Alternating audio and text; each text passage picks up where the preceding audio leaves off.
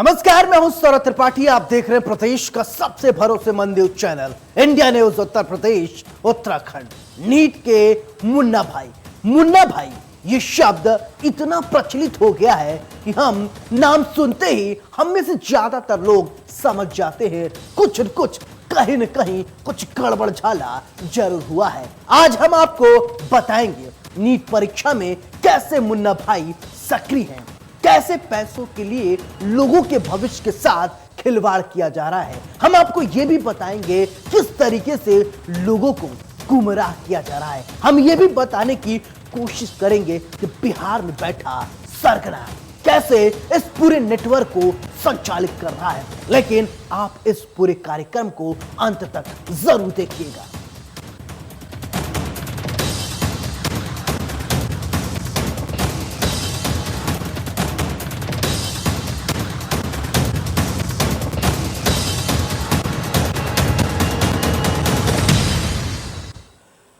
कोई भी परीक्षा इसलिए लिया जाता है कि छात्र अपनी योग्यता को साबित कर सके, बता सके कि वो जो बनना चाहते हैं उसके लिए वो काबिल है या नहीं, जिसके लिए छात्र दिन रात पढ़ाई करते हैं। लेकिन कुछ ऐसे मेधावी छात्रों पर कुछ इस तरीके से कुछ लोग हैं जो पलीता लगाने का काम कर रहे हैं। यानी मुन्ना भाई पूरी तरीके से सक्रिय हो गए हैं। ये मुन्ना भाई कौन है, किस तरीके से ये नीट की परीक्षा में सेंधमारी कर रहे हैं, किस तरीके से लोगों के भविष्य के साथ खिलवाड़ करने की कोशिश की जा रही है। जब पुलिस को इस पूरे नेटवर्क के बारे में जानकारी हुई, पुलिस के होश फाख्ता हो गए। ये रिपोर्ट देखिए।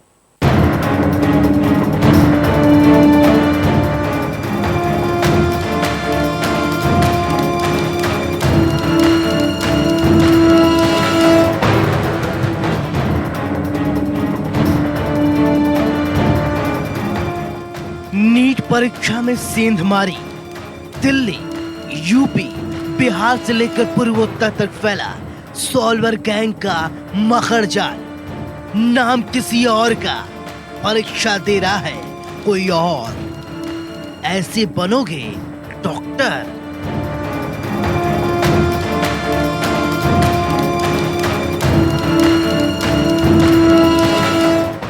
कोई भी परीक्षा इसलिए होती है कि छात्र अपनी योग्यता साबित कर सके कि वो जो बनना चाहते हैं क्या उसके लिए काबिल हैं या नहीं। छात्र दिन रात पढ़ाई करके परीक्षा की तैयारी करते हैं। कुछ मेधावी छात्र हैं जो 1-2 नंबर से पीछे रह जाते हैं, फिर वो अगले साल की तैयारी करते हैं। इस बात का मूल्यांकन करते हैं कि कहां कमी रही। लेकिन ऐसे मेधावी छात्रों के सपनों पर कुछ लोग पलीता लगाने की कोशिश कर रहे हैं। जिनके पास पैसे हैं वो पैसों के दम पर पेपर सॉल्व कराकर, यानी सॉल्वर गैंग से पेपर सॉल्व करवाकर परीक्षा देना चाहते हैं और पास होना चाहते हैं। ऐसे ही मुन्ना भाई की कहानी प्रदेश के अलग अलग जगहों से आ रही है, जिसने पुलिस को हैरानी में डाल दिया है। आखिर ये क्या हो रहा है? हम आपको सबसे पहले वाराणसी की नीट परीक्षा की कहानी बताएंगे, जहां अभी हाल ही में पुलिस ने ऐसे लोगों को गिरफ्तार किया है जो पैसे लेकर परीक्षा देती थी। इसमें साल्वर गैंग लगातार पकड़ा जा रहा है। इस साल्वर गैंग के लिए बात करने के लिए आज हमारे साथ एडीजी एसटीएफ अमिताभ यस हैं। हम जानते हैं कि इनकी क्या कार्यप्रणाली है और इसको पकड़ने के लिए, रोकथाम के लिए आगे क्या ये कर रहे हैं। लगातार साल्वर गैंग परीक्षाओं में पकड़ा जा रहा है। अब आपका पाला एक पढ़े लिखे क्रिमिनल से हो रहा है, तो आप बताएं इस पे कि कितनी चुनौतियां हैं एसटीएफ के सामने।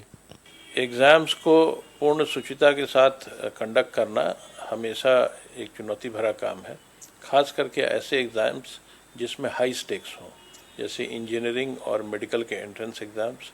ऐसे एग्ज़ाम्स जिससे नौकरी मिलती हो, उसमें परीक्षाओं की शुचिता को भंग करने के लिए अच्छे खासे गैंग्स काम करते हैं और वो ऐसे लड़कों को आइडेंटिफाई करते हैं या ऐसे बच्चों को आइडेंटिफाई करते हैं जो बहुत ही टैलेंटेड हैं, लेकिन गरीब परिवार से हैं और इन्हें लालच दे करके किसी अन्य व्यक्ति के लिए एग्ज़ाम देने के लिए प्रेरित करते हैं। वाराणसी पुलिस ने हाल ही में देश भर में हो रहे नेशनल एलिजिबिलिटी एंट्रेंस टेस्ट यानी नीट परीक्षा के सॉल्वर गैंग का खुलासा किया है।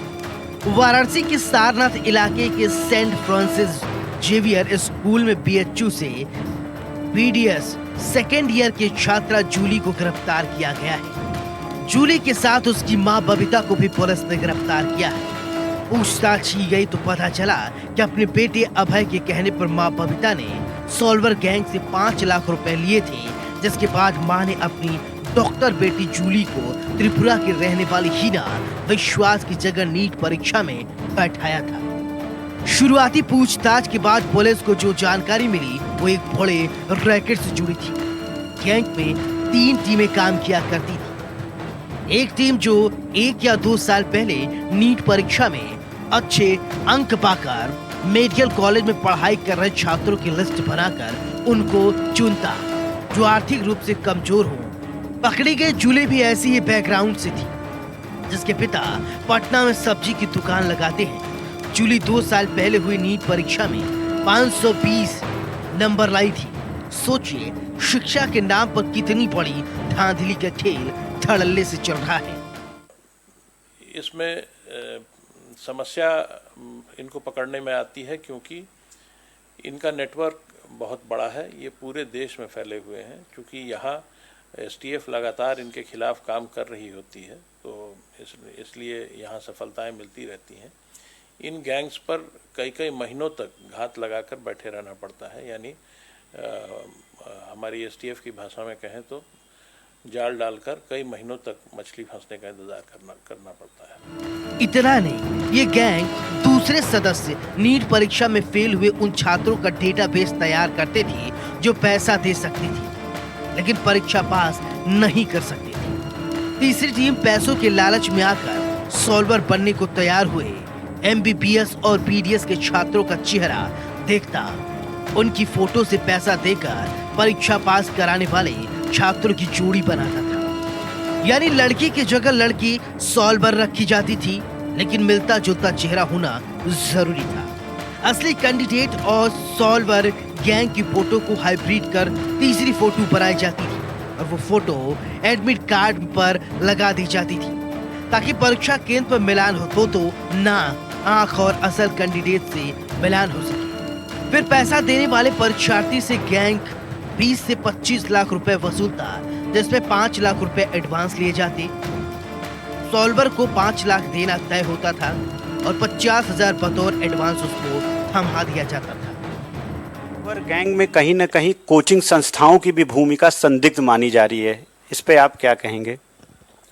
जो टैलेंट्स आइडेंटिफाई किए जाते हैं, जिन बच्चों को आइडेंटिफाई किया जाता है कि ये बहुत ही पढ़ने में तेज हैं और ये सॉल्वर का काम कर सकते हैं, ये बेसिक काम कोचिंग संस्थान ही करते हैं और इसीलिए कोचिंग संस्थानों की इसमें अहम भूमिका होती है। लेकिन ये प्रमाणित करना बहुत मुश्किल होता है कि इस कोचिंग संस्थान ने इन बच्चों को आइडेंटिफाई करके दिया है। सॉल्वर गैंग के रूप में कुछ गैंग ठगी का काम करते हैं। एक्चुअल में उनके पास कोई स्टूडेंट नहीं होते, वो 5 से 10 लाख रुपए लेके और उसके बाद फरार हो जाते हैं। क्या ऐसा भी मामला प्रकाश में आया है? इस प्रकार के तो कई मामले प्रकाश में आए हैं और कई गैंग्स पकड़े गए हैं। लेकिन जो बड़ी समस्या है वो सॉल्वर्स की है, क्योंकि इसमें फिर हमारे देश के जो युवा टैलेंट्स हैं उनको मौका नहीं मिल पाता, वो हताश हो जाते हैं। गैंग में 3 अलग अलग टीमें काम करती थी।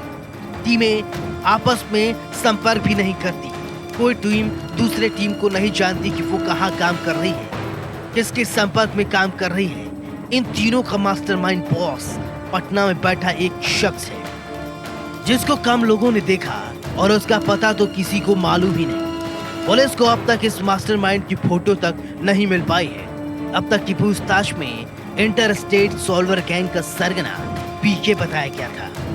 उत्तर प्रदेश के प्रतियोगी परीक्षाओं में सॉल्वर गैंग लगातार सक्रिय है। अभी हाल ही में एसटीएफ और क्राइम ब्रांच के अभियान में प्रयागराज, वाराणसी और लखनऊ से साल्वर गैंग के कुछ ऐसे सदस्य पकड़े गए हैं जो दूसरों के स्थान पर परीक्षा दे रहे थे। कहीं न कहीं साल्वर गैंग के पीछे कोचिंग संस्थाओं का भी हाथ है और ये साल्वर गैंग कमजोर कानून का सहारा लेकर बार बार सक्रिय हो जाता है। साल्वर गैंग पर बड़ी कार्रवाई के लिए एसटीएफ भी प्रतिबद्ध है। मैं doctor Varun Upadhyay, India news, Lucknow.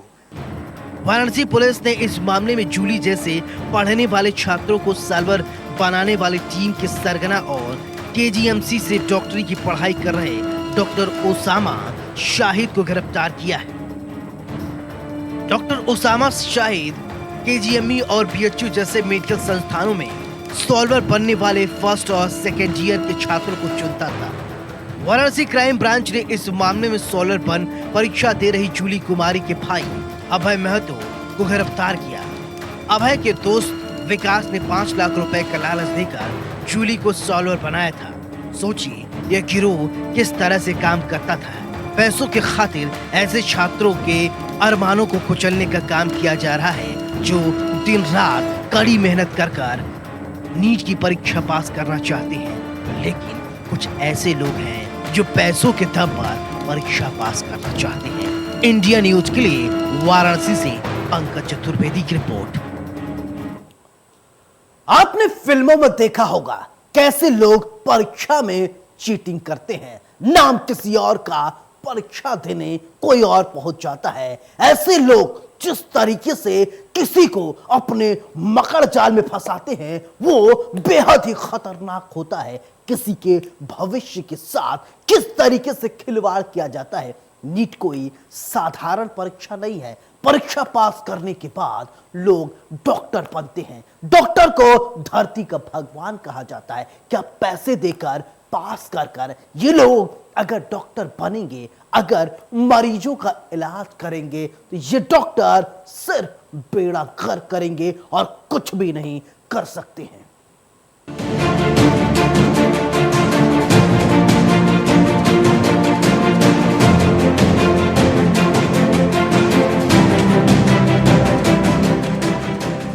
Reel नहीं, रियल के मुन्ना भाई पैसे देकर देते हैं परीक्षा। मिलते जुलते चेहरे वाले देते हैं परीक्षा। पुलिस के हाथ लगे साल्वर गैंग।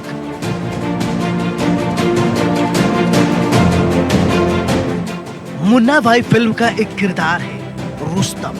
एक बार रुस्तम मुन्ना भाई यानी संजय दत्त का पेपर सॉल्व करने जाता है, तभी ये शब्द मुन्ना भाई चलन में है।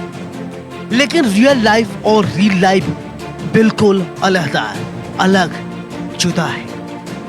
अगर कोई ऐसा करेगा तो उसका अंजाम भी उसे भुगतना पड़ता है, क्योंकि ये कोई फिल्म नहीं है जनाब। ऐसी कहानी हम आपको आज दिखाएंगे जो रील नहीं, रियल है। नीट परीक्षा 2021 की परीक्षा में सॉल्वर गैंग पे लड़कियों की एंट्री।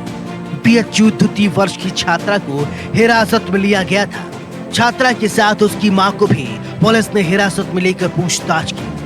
वाराणसी कमिश्नरेट की क्राइम ब्रांच टीम को बड़ी सफलता हाथ लगी है। गैंग का मास्टरमाइंड पटना का बताया जा रहा है।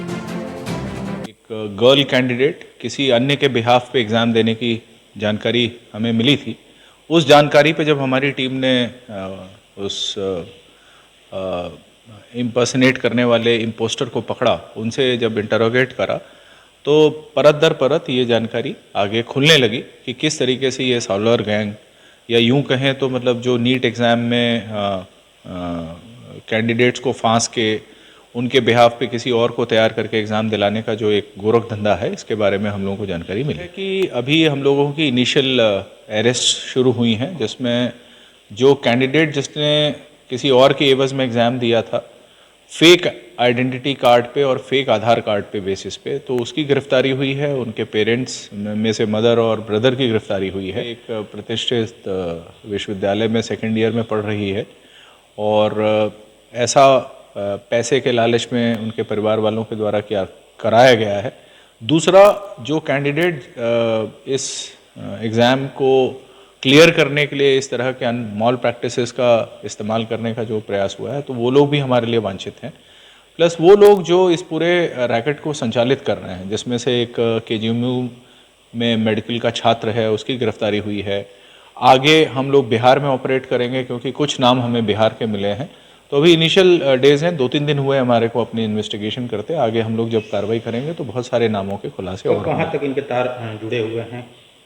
देखिए, मोटे तौर पे जो अभी तक हमारे पास इनपुट है या जो हमारे पास अब तक इंट्रोगेशन से जो जानकारियाँ आई हैं, तो उसमें बिहार राज्य के कुछ लोग हैं, त्रिपुरा के लोग इसमें लाभान्वित होने के लिए उन्होंने पैसे वगैरह दिए हैं, तो निश्चित रूप से त्रिपुरा राज्य यानी कि पूर्वोत्तर का राज्य भी जुड़ जाता है। और प्लस उत्तर प्रदेश में जहाँ पे इन लोगों ने ऑपरेट किया, तो इस तरीके से अब तक eastern part of the country के बहुत सारे स्टेट्स इंक्लूडिंग बिहार और प्लस उत्तर प्रदेश की अब तक की जानकारी। वहीं केजीएमयू का एक डॉक्टर भी गैंग का सदस्य बताया जा रहा है। नीट की परीक्षा में धांधली के आरोप लगाकर वहीं इस गैंग में सक्रिय होकर कार्य कर रहे हैं। इसी दौरान वाराणसी के सारनाथ स्थित सेंट फ्रांसिस जेवियर स्कूल में चल रहे नीट की परीक्षा के दौरान बीएचयू से पीडीएस द्वितीय वर्ष की छात्रा किसी और के नाम पर परीक्षा दे रही थी। मुखबिर की सूचना पर क्राइम ब्रांच की टीम और कमिश्नरेट पुलिस द्वारा छात्रा को पकड़ लिया गया। उसकी मां भी उसके इस गुनाह में शामिल थी। बताया जा रहा है कि इसका नेटवर्क पूर्वोत्तर के कई राज्यों में फैला हुआ है और इसका सरगना उत्तर प्रदेश में नहीं बल्कि बिहार से ताल्लुक रखता है। इसमें नीट परीक्षा के साल भर गैंग सक्रिय हैं और ऐसे में ये जो गैंग है उनका ये जो सदस्य हैं वो उन बच्चों की जगह खुद जाके परीक्षा देते हैं और उसके एवज में इनसे 5 से 10 लाख रुपए मोटी रकम ऐंठते हैं। अब ऐसे में वाराणसी में पकड़े गए कुछ लोगों से जानकारी मिली कि इनका तार पटना तक जुड़ा है और वो पटना के रहने वाले हैं। अब ऐसे में हम अंदाजा लगा सकते हैं कि वाराणसी से लेकर पटना और अन्य जिलों से लेकर के किन राज्यों तक इनके नेटवर्क फैले हैं उसको लेकर के पुलिस पूरी तरीके से तफ्तीश में जुट गई है। कह सकते हैं कि इनका भविष्य क्या होगा या किस तरीके से ये काबू में आएंगे, इसको लेकर के पूरी तरीके से एक रूपरेखा तैयार की जा रही है और जल्द ही इनके मेन सरगना जो हैं उन तक पुलिस के हाथ पहुंच जाएगा। अब सवाल ये उठता है कि पटना में बैठा सरगना कैसे इस नेटवर्क को संचालित कर रहा है। इतना ही नहीं, सवाल भी ये उठता है कि इन लोगों को जरा भी खौफ नहीं अगर दूसरे के नाम पर पेपर देना है। अगर दूसरे के नाम पर पेपर दिया तो पकड़े गए तो सजा का भी प्रावधान है। देश भर में नीट परीक्षा के सालवर गैंग सक्रिय हैं जो कि दूसरे के नाम पर परीक्षा देते हैं और 5 से 10 लाख रुपए लोगों से वसूला जाता है। अभी बनारस में कुछ दिन पूर्व ही क्राइम ब्रांच ने 4 लोगों को गिरफ्तार किया था, जिसमें से एक महिला अभ्यर्थी थी जो कि दूसरे के नाम पे परीक्षा दे रही थी। पूछताछ में उसने बताया कि 5 से 10 लाख रुपए एक अभ्यर्थी से लिया जाता है और इसका सरगना पटना बिहार का बताया जाता है। इसके पहले आपको बताना चाहूँगा कि प्रयागराज में भी क्राइम ब्रांच ने प्री इंजीनियरिंग टेस्ट में कुछ फर्जी अभ्यर्थियों को गिरफ्तार किया था, सालवर गैंग के लोगों को गिरफ्तार किया था। इस तरीके से समझ सकते हैं कि सालवर गैंग कितनी तरीके से जो सक्रिय है कि लोगों के नाम पे परीक्षा दिलाता है और 5 से 10 लाख रुपए लोगों से लिया जा रहा है और जो वास्तविक हकदार हैं वो नौकरी से और परीक्षा में सफलता प्राप्त करने से वंचित रह जा रहे हैं। इस तरह से धांधली करने वाले गिरोह किसके सह पर काम कर रहे हैं? क्या इन्हें नहीं पता कि ये पकड़े जाएंगे तो क्या होगा? अगर किसी का परीक्षा देना और परीक्षा देकर पास कराने का मादा ये रखने वाले लोग ये बात जरूर जानते होंगे, लेकिन सवाल ये उठता है कि आखिर ये किसकी सह पर काम कर रहे हैं? ये गिरोह क्यों धड़ल्ले से काम को अंजाम दे रहा है? पटना में बैठे सरगना की गिरफ्तारी के बाद से ही पता चलेगा नीट की परीक्षा के और मास्टरमाइंड कहां-कहां छिपे हुए हैं। देश भर में नीट परीक्षा में सालवर गैंग सक्रिय है जो कि 5 से 10 लाख रुपए लेके दूसरों को परीक्षा पास कराने की गारंटी लेते हैं। आपको बताना चाहेंगे कि बनारस में हाल ही में 4 लोगों को गिरफ्तार किया गया था, जिसमें एक महिला अभ्यर्थी थी जो दूसरे के नाम पे परीक्षा दे रही थी। उसका जो सरगना वो पटना बिहार का बताया जाता है। हालांकि इसके पहले प्रयागराज पुलिस ने भी वहाँ पे भी जो सालवर गैंग के लोगों को गिरफ्तार किया था जो प्री इंजीनियरिंग टेस्ट में फर्जी अभ्यर्थी बन के दूसरों के नाम पे परीक्षा दे रहे थे। सबसे जो गौर करने वाली बात है, ये 5 से 10 लाख रुपए लेके जो अभ्यर्थी हैं उनको परीक्षा पास कराने की गारंटी दी जाती है और जो वास्तविक हकदार हैं वो इससे वंचित रह जाते हैं। तो ये निश्चित रूप से बहुत ही गंभीर बात है। अब इसमें ये देखना है कि आने वाले समय में पुलिस या कानून के द्वारा इनके खिलाफ क्या सख्त से सख्त कार्रवाई की जाती है। इंडिया न्यूज़ के लिए बनारस से पंकज चतुर्वेदी। हमें से ज्यादातर लोग जानते होंगे कि नीट परीक्षा क्या है। जो लोग नहीं जानते हैं उनके लिए ये रिपोर्ट।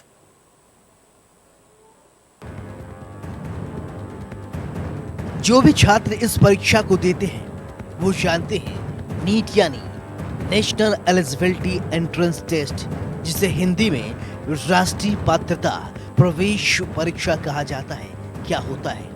हम में से ऐसे भी दर्शक हो सकते हैं जो इसके बारे में नहीं जानते। ये परीक्षा क्या है, इसकी क्या योग्यता है, हम आपको बताते हैं। नीट परीक्षा, नीट यानी national eligibility entrance test, Hindi में इसे राष्ट्रीय पात्रता प्रवेश परीक्षा कहते हैं। मेडिकल में प्रवेश लेने के लिए अनिवार्य है। 2016 के पहले मेडिकल क्षेत्र में प्रवेश के लिए AIPMT देना पड़ता था, यानी all India pre medical test. Medical के छात्रों को MBBS, BDS, MS प्रवेश मिलता है। अब ये भी जान लीजिए कि नीट परीक्षा कौन दे सकता है। नीट परीक्षा देने के लिए योग्यता क्या होती है? न्यूनतम 50% अंकों के साथ 12वीं पास, साथ ही 12वीं में विषय फिजिक्स, केमिस्ट्री, बायोलॉजी होना अनिवार्य है। न्यूनतम उम्र 17 साल और अधिकतम उम्र 25 साल होना चाहिए। आरक्षित उम्मीदवारों को उम्र सीमा में नियमानुसार छूट का भी प्रावधान है। आधार कार्ड होना अनिवार्य है। लेकिन कुछ छात्र ऐसे हैं जो बिना पढ़े लिखे डॉक्टर बनना चाहते हैं। सोचिए, अगर ऐसे छात्र अपने मंसूबों में कामयाब हो जाते हैं तो हमारे समाज के लिए कितना घातक होगा, क्योंकि डॉक्टरों को धरती का भगवान कहा जाता है।